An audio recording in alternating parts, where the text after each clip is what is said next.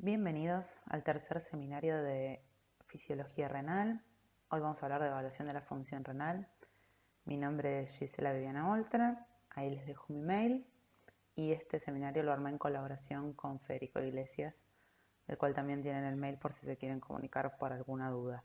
Arrancar hablando un poquito de los objetivos de este seminario, que es diferenciar los conceptos de cargas renales, filtrada, reabsorbida, secretada, excretada, así como también de la excreción absoluta y fraccional de los solutos. Comprender y analizar el concepto de clearance y comprender el manejo diferencial de las distintas sustancias por el riñón.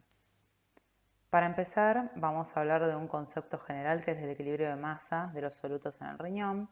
Siempre y cuando un soluto no se transforme a partir del pasaje en el riñón, el ingreso por la arteria, ¿sí?, es igual a la concentración plasmática de esa sustancia por el flujo plasmático renal que ingresa a la arteria, y la salida debería ser igual a la salida venosa de ese soluto, o sea, la concentración plasmática del soluto por el flujo plasmático renal venoso, más lo que encontremos en la orina, o sea, la diuresis, que es el flujo urinario por la concentración urinaria de ese soluto.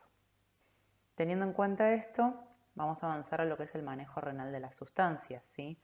Cada sustancia puede tener un manejo diferente. Cuando hablamos de manejo es qué sucede con la sustancia cuando ingresa al riñón.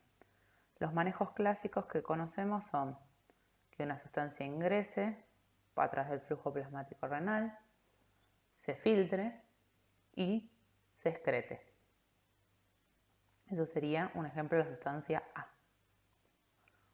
Otra posibilidad es que ingrese al riñón por el flujo plasmático renal, se filtre, se reabsorba parcialmente y se excrete. Eso sería un ejemplo de sustancia B. Otra opción podría ser que se filtre y se reabsorba completamente, con lo cual no aparezca en orina. Otra opción puede ser que se filtre, pero además se secrete desde el flujo plasmático renal, con lo cual puede que la sustancia directamente no quede en plasma, como sería el ejemplo de y se excrete totalmente en orina. Un ejemplo clásico de A es la inulina, un ejemplo de B podría ser el sodio, un ejemplo de C la glucosa y un ejemplo de D el paraminipurato. Algunos de ellos los vamos a ver hoy en este seminario. Entonces dijimos que las sustancias se pueden filtrar, se pueden reabsorber, se pueden secretar y se pueden excretar. Para saber la carga filtrada, o sea, cuánto se filtra, eso es equivalente al volumen de filtrado glomerular multiplicado por su concentración plasmática. La carga filtrada se evalúa en miligramos por minuto, o sea, en masa sobre tiempo. Después tenemos la carga excretada, que también se mide en miligramos por minuto, o sea, en masa sobre tiempo, y eso es equivalente al flujo urinario por la concentración urinaria de la sustancia. Para saber también la carga excretada, en verdad justamente tiene que ver con la interacción entre lo que es la carga filtrada, le tengo que sacar lo que reabsorbo, o sea, menos la carga reabsorbida, y le tengo que adicionar lo que es la secreción, la carga secretada, como la ecuación que vemos abajo. Esto es importante hacer una aclaración sobre lo que implica que una sustancia se filtre libremente. Vamos a poner el ejemplo del sodio, donde es una sustancia que, como bien vieron en el seminario anterior, no tendría mayores inconvenientes para atravesar la barrera de filtración, por lo cual acompaña al filtrado.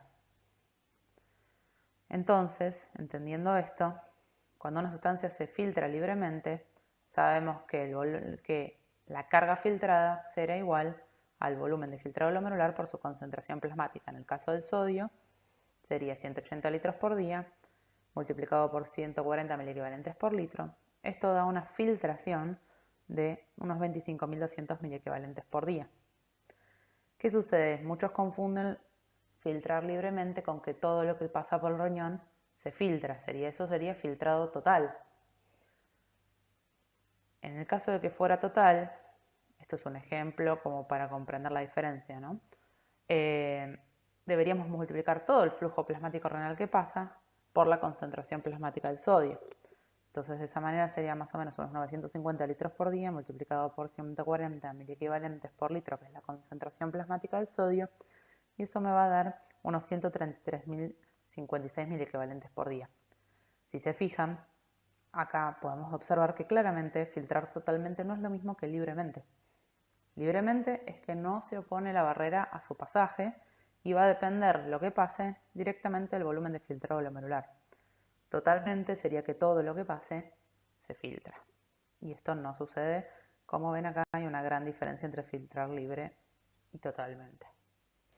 Volviendo un poquito a los conceptos entonces, ya repasamos, vimos lo que es carga filtrada, lo que es carga excretada, que implica filtrar libremente y cómo calculo justamente la carga filtrada y la excretada.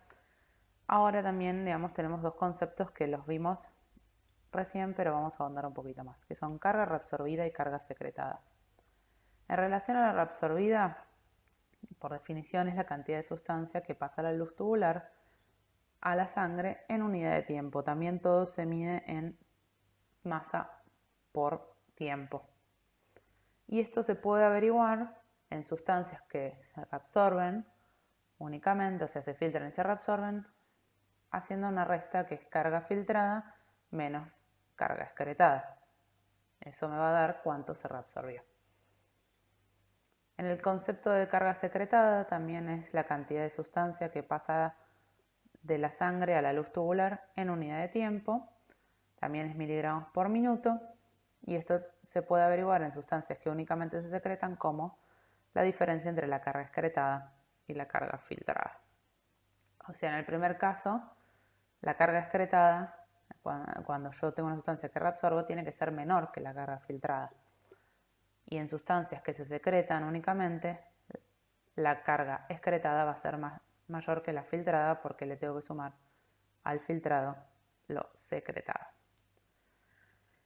A partir de carga reabsorbida y secretada se desprende un concepto que es el de transporte máximo. Para reabsorber y secretar sustancias, en general está involucrado lo que son las proteínas. Justamente lo que hacen es reabsorber o secretar diferentes sustancias y por ende tienen una cinética de acción y llega a lo que se llama un transporte máximo, una posibilidad máxima de secreción. Bien, el transporte máximo entonces por definición es la máxima cantidad de sustancia que puede ser reabsorbida o secretada en los túbulos renales en una unidad de tiempo. Este concepto tiene que ver, como les decía antes, con la saturación de los transportadores, y ahí les pongo un ejemplo como de puerta giratoria como para comprenderlo. Si una puerta giratoria tiene una capacidad de 4 personas por vuelta, ese es su transporte máximo, 4 personas por vuelta. ¿Sí?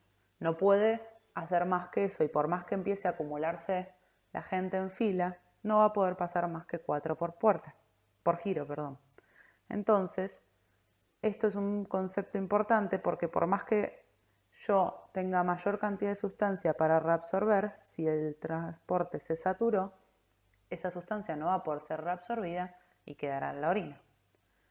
Lo mismo va a suceder cuando yo la tenga que secretar. Si yo tengo más sustancia que secretar, pero el transportador está saturado, no la voy a lograr secretar y se va a quedar en el plasma.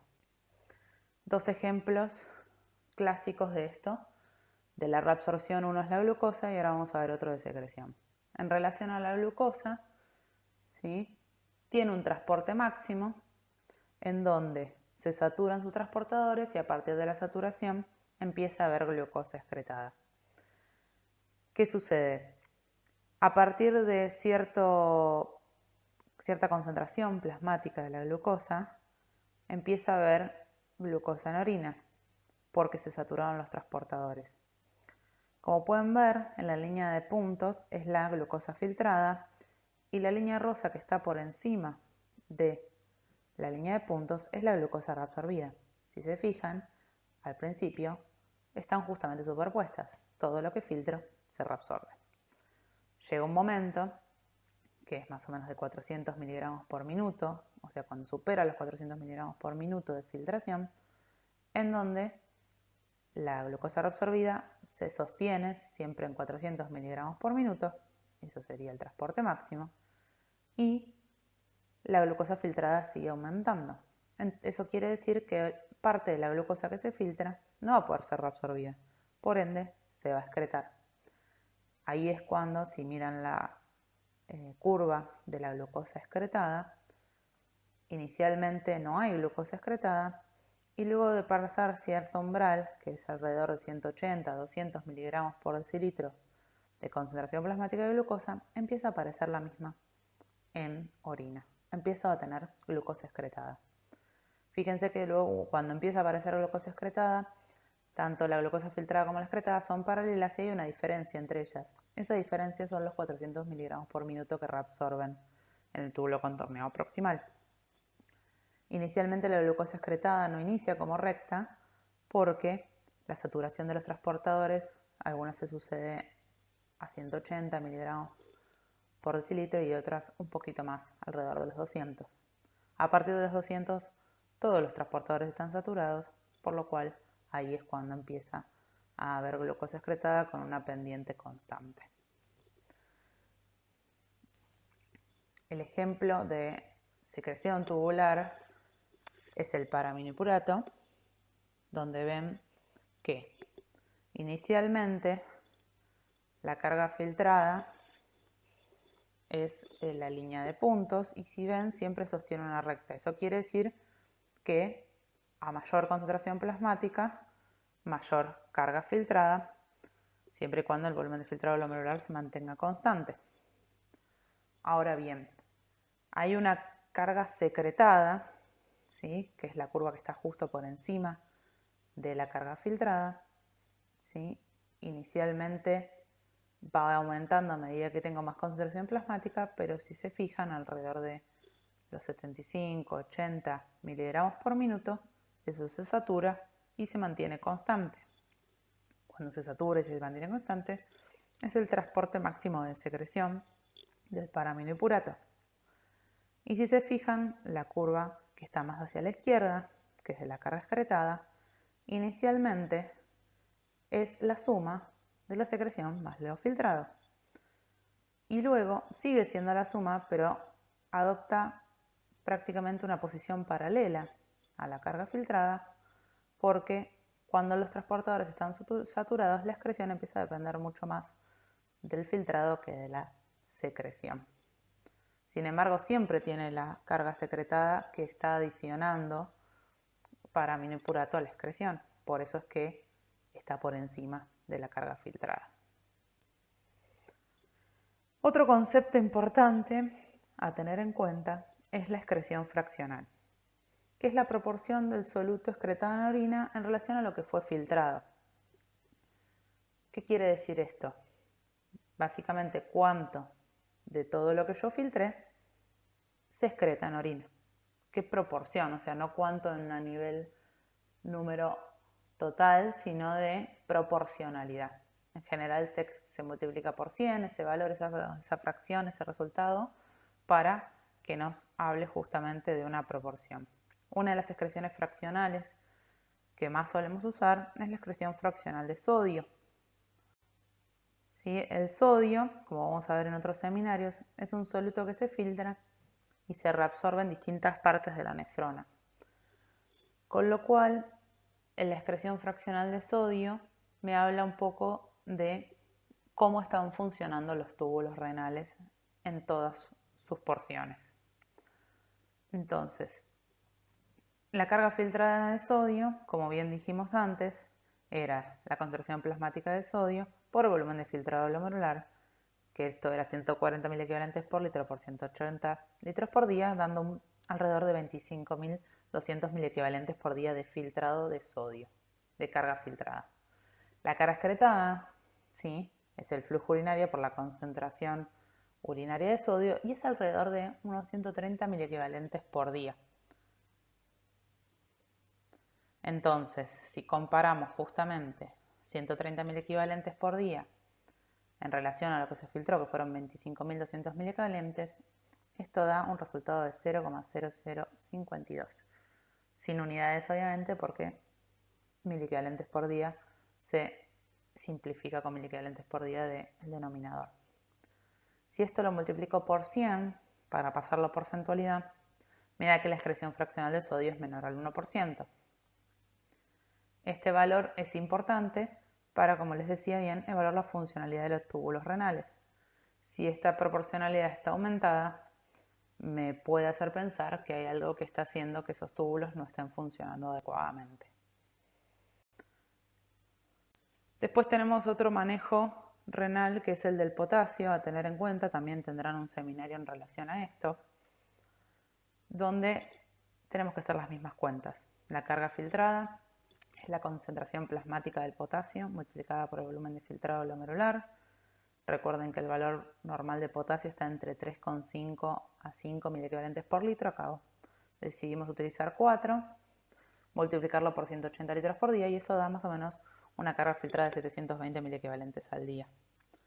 La carga excretada ronda alrededor de los 95 miliequivalentes por día y esta es bastante variable porque el potasio se regula muchísimo su excreción en función de su concentración plasmática, con lo cual puede variar, ¿sí? Pero fíjense, si hacemos la cuenta, esto da 0,13 y si lo multiplicamos por 100, alrededor del 13%, ¿sí?, de lo que se filtra es lo que se excreta. Esa es la excreción fraccional de potasio. Bueno, vamos a hacer aquí un pequeño corte para empezar ahora la segunda parte de este seminario. Tomen agua, relájense y vamos a ir con lo que sigue.